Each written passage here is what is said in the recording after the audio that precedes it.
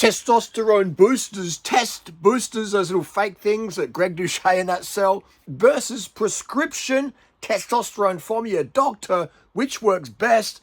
One makes people get a lot of cash and buy McLarens like Greg and Co. And the other actually does boost your testosterone serum levels and your estrogen and decreases your SHBG, among other things. Okay, so I got a question in the Doonrider.com coaching group. Now, my personal experience, again, I'm not recommending any of this stuff. This is just my personal stories, personal experience sharing here. I've used, dabbled with exogenous testosterone and other exogenous anabolic androgenic steroids for 10 years now. Coming up just over 10 years. So I'm just speaking from my personal experience here. Person in my coaching group, so they want to feel better. They're going to bed at 8 o'clock. They've got a wife. And they're thinking about, using some test boosters or something, or tren or test. And I was like, whoa, step back a bit here. Don't worry about any of those things. All right.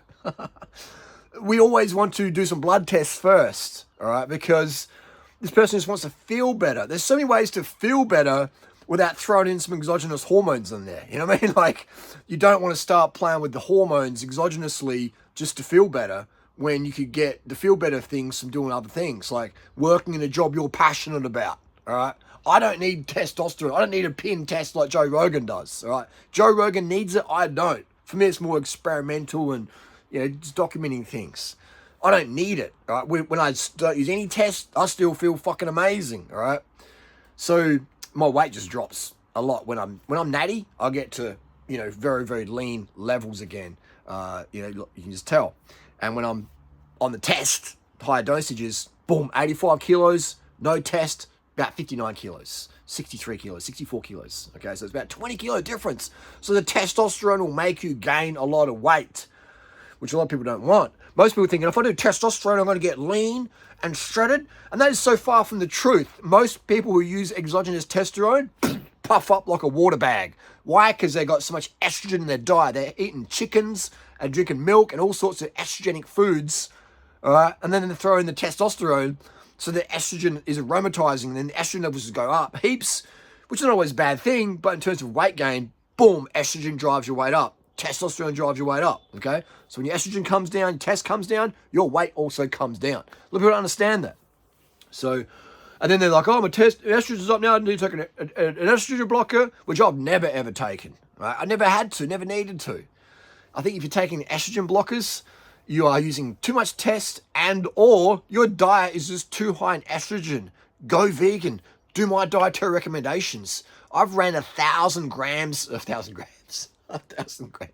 kilo of test a week. I've done 1,000 milligram of test a week and had zero estrogenic signs. Right? No bitchies. Right?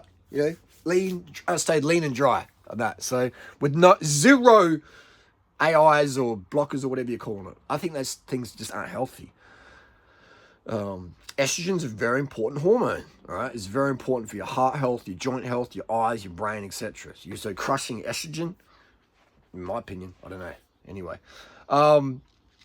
Anyway, so don't use hormones, man. In my opinion, exhaust all the other avenues that make you feel better.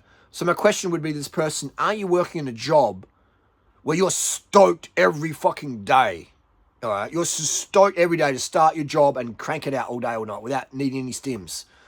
If the answer is no, then start doing a job you love. That will make you feel better. But if you're waking up and go, oh fuck, I got to make calls to drongos, I got to go here, I don't want to be, you can take the test, right? You can start pinning tests, and you'll be grabbing the phone and say, hey, dickhead, hey, you just be like chopping off your chops on people, all right? And then that's going to throw in a whole cascade of problems. And you're going to be snippy, and when your test is up, you're like, whoa, So you could be careful with that, okay? If you can't handle yourself as a natty, throw in some exogenous hormones, you're going to have a lot of problems. Because when your testosterone, when your test is going up, so is your cortisol responses. So if you ever get undercarbed or skip your carbs or forget to eat enough carbs, when you're on exogenous tests, your cortisol spike, which normally goes up here, can go right up to out of the screen. Yeah. And then you do some really stupid shit. That's why you see when guys use